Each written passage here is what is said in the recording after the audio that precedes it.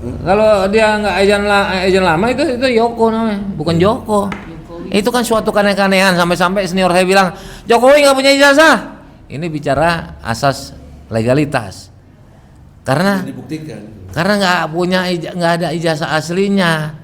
Sampai gurunya nggak pernah ngelihat, teman-temannya sekelas nggak ngelihat. Kalian kan sama teman kan saling memperlihatkan, enggak? Semuanya SD, SMP, SMA. Ini kita nggak bicara kuliah nih. Kuliah nggak dikasih lihat, nggak ada pengedi polisi hukum orang aja dia nggak.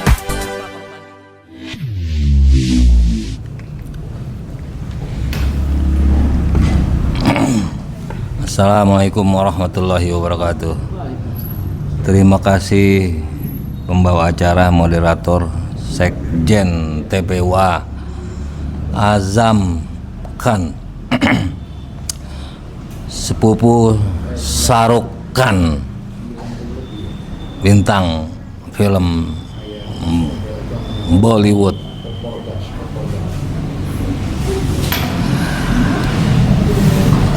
Dalam konteks gugatan Jokowi ijazah palsu, kebetulan saya terlibat. Saya mau menyampaikan ini secara objektif kepada Pak Otto yang nampaknya berseteru dengan senior saya, Profesor Dr. Haji Egy Sujana, Sarjana Hukum MSI, Magister Sains. Jadi suka nggak suka dalam konteks materi gugatan, tentunya saya harus berpihakan kepada senior saya, karena diantaranya naskah gugatan tersebut insya Allah saya yang buat, sehingga saya harus mempertahankan kebenaran itu. Saya juga pernah membaca Pak Otto bilang mereka ini tidak paham beda presiden dengan ini. Nah, sekarang apa bedanya Presiden Jokowi sama Jokowi presiden? Ini bicara logika hukum. Terus kok dimintakan undang-undang menyatakan apa yang dilakukan oleh Bambang Tri sebagai penggugat prinsipal, juga korban daripada kejahatan rezim Jokowi ini, sampai dia di penjara, itu ngejahat itu. Dia itu profesinya adalah jurnalis. Coba buka undang-undang pers, jurnalis. Undang-undang nomor 40 tahun 99. Nomor 40 tahun 99 itu. Dan sekarang tidak harus tunduk kepada PWI, dia bebas. Banyak penulis itu nggak punya, dia kantor apa semua nggak ada, dia bisa. Dan kedua adalah dalam rangka peran serta masyarakat. Jadi para penggugat prinsipal ini, termasuk kita, termasuk Otto, itu punya hak namanya peran serta masyarakat, ada di dalam setiap undang-undang. Memang ini suatu ilmu yang jarang dikuasai, dimiliki oleh lawyer sekalipun. Karena apa? Tidak begitu beraroma bisnis. Kamilah aktivis ini yang tahu soal peran serta masyarakat itu, karena itu sebagai fasilitas atau kekuatan dasar hukum kami, ada di dalam semua undang-undang. Coba cari Pak Otto. Nah, ketika kami menjalankan undang-undang itu undang-undang positif loh.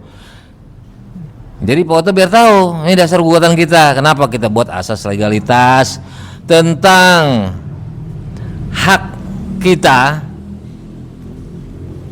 dan hak masyarakat umumnya, yaitu ada dalam undang-undang. Kerugian konstitusi kita sebagai warga negara Indonesia dibohongi sama seorang pemimpin ijazah palsu, itu kita boleh menolak. Nah, peran serta masyarakat kita itu ada di dalam undang-undang positif. Artinya itu harus berlaku. Ketika tadi kita dimintakan, termasuk dalam KUHP sekalipun, setiap orang yang mengetahui ada kejadian atau baru saja terjadi, sedang mengalami, sedang terjadi, itu berhak melaporkan ke polisi terdekat. Itu KUHP. Itu saya kasih contoh untuk Pak Oto, udah cukup itu. Ya, udah paham lah itu, semuanya ada itu. Termasuk peran serta masyarakat, menyampaikan hak pendapat di muka umum, individu maupun kelompok, tertulis maupun tidak, tertutup, terbuka, outdoor, indoor, di panggung, terbuka depan umum, itu hak dilindungi undang-undang. Nah, apa segala informasi. Nah, ini Bambang Tri penelusuran dia ilmiah. Ada yang bilang itu, Bang, dia kan lulusan cuma SMA. Emang kenapa SMA? Gimana SMP? Bisa jadi berbeda. Ayo kita debat. Dasar hukum kita ada. 3 tahun setelah lulus SMP, 3 tahun di Singapura, 1 tahun di Australia. Dari mana SMA-nya? Minimal kan SMA. Malah pertama S2, S1. Hapus terakhir D1 setara SLA. Enak aja dari satu, dari mana? Itu kan kursus BON itu, Bang.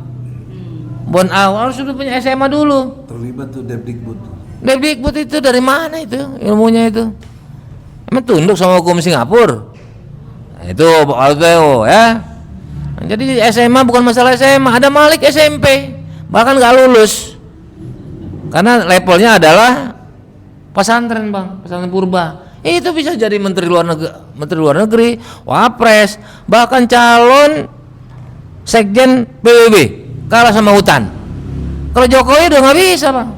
Orang udah OSIS, RP udah bilang dia korup. Aturan undang-undangnya SMA. Iya, minimal SMA menurut Undang-Undang Nomor 7 Tahun 2017. Itu kan nggak sah. Dan untuk mengetahui ini semua, sebagai warga negara, Oto juga bertanggung jawab. Ini kan bukan kepentingan kami saja, kepentingan Oto, warga Oto, cucunya. Masa mau dipimpin orang bohong? Ini yang Pak Egy katakan benar. Saya yang juru periksanya. Ini Pak Oto biar lengkap nih. Saya lihat nama Jokowi dan udah ulang-ulang nih. Saya lihat catatan identitas keluarga, teman-temannya hitam, SD, SMP, SMA. Ini kita nggak bisa kuliah dulu nih, SD, SMP, SMA, ya kan? Itu Nabirong tulisannya, pulpennya hitam. Nabirong Oto tahu. Dia sendiri biru. Dah. Terus nama teman-temannya, maaf nih, orang Jawa kan banyak Joko, DJ. Semuanya DJ. Dari SD, SMP, SMA semua yang namanya Joko, karena memang wajar itu tahun 60. Ya jangan yang disempurnakan itu kalau nggak salah tahun 70, 71, 72. Lengkapnya 71 tapi 70 sudah dimulai itu di masyarakat. Dia 60 udah ujian baru dari mana? Kalau nggak panggilannya Yoko, Bang. Kalau dia nggak ejen lama itu Yoko namanya, bukan Joko. Itu kan suatu keanehan sampai senior saya bilang Jokowi nggak punya ijazah. Ini bicara asas legalitas. Karena nggak ada ijazah aslinya. Sampai gurunya nggak pernah ngelihat, teman-temannya sekelas nggak ngelihat. Kalian kan sama teman kan saling memperlihatkan, enggak. Semuanya SD, SMP, SMA. Ini kita nggak bicara kuliah nih. Kuliah nggak dikasih lihat yang kata Bang Egy, polisi hukum orang tapi dia nggak apa perbandingannya. Bahwa itu menyatakan ini palsu, komparasinya apa? Hasil labornya boro-boro. Labor itu harus benda asli, laboratorium forensik, lab krim prop ya, laboratorium forensik ya. Ya udah lapor aja lah yang mudah. Itu harus benda asli. Nah itu bisa diketahui. Coba Jokowi berani kasih lihat itu. Oto, kita udah biasa sama pengacara ya Pak Oto ya.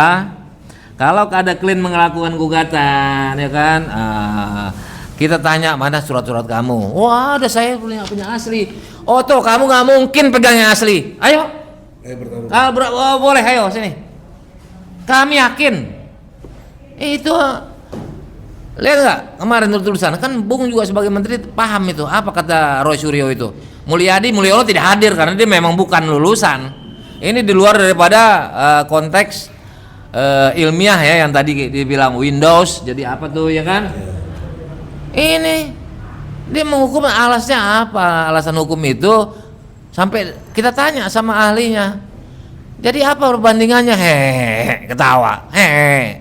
Kalau giliran jaksa itu tadi habis gimana, dari penyidiknya juga nggak dapat. Jadi artinya begini Bang ya, kalau abang tadi kenapa buktinya UGM mengadakan acara ternyata Nggak diundang. tidak dihadir, padahal dari Dulu undang. wali kota, gubernur kan begitu kan, menteri, berarti dia kan mantan presiden, harusnya dia hadir kan begitu kan, atau diundang, tapi faktanya enggak.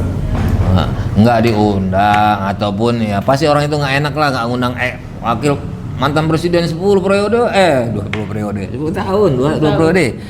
Nah, jadi kenapa kita gugat itu, dasar hukum kita itu peran serta masyarakat, hak-hak si 5 orang prinsipal, bukan hak kami, termasuk kami sebetulnya secara hakikat.